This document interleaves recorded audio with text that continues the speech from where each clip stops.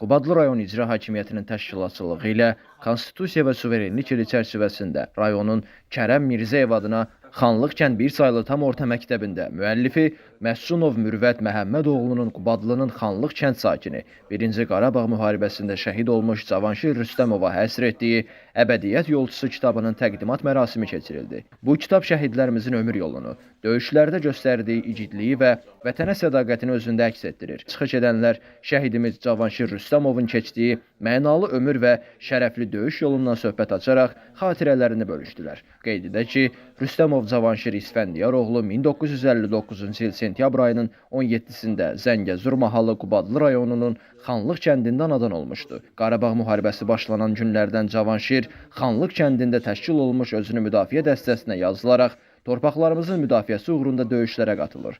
Cavanşir Rüstəmovun rayonumuzun ictimai həyatında fəal iştirakı, qorxmazlığı, vətənpərvərliyi, döyüşkənliyi və siyasi birliyi nəzərə alınaraq 1992-ci ilin may ayında Qubadlı rayon icra hakimiyyətində şöbə müdir vəzifəsində təyin edilmişdir. O, məsul vəzifədə çalışmasına baxmayaraq silaha sarılır, döyüşlərdə aktiv iştirak edir, gecələr sərhəd postlarında olur, döyüşçüləri qələbəyə səsləyirdi. 1993-cü il avqust ayının 30-da ermənilər qəfləti Qubadlının Gəyən düzü istiqamətindən Xanlıq kəndinə hücum edir. Üzbəüz ağır döyüş başlanır. Xanlıq cəmaatı mərdliklə vuruşur. Bu çətin və qanlı döyüşdə Cavanşir Rüstəmov qəhrəmancasına şəhid olur.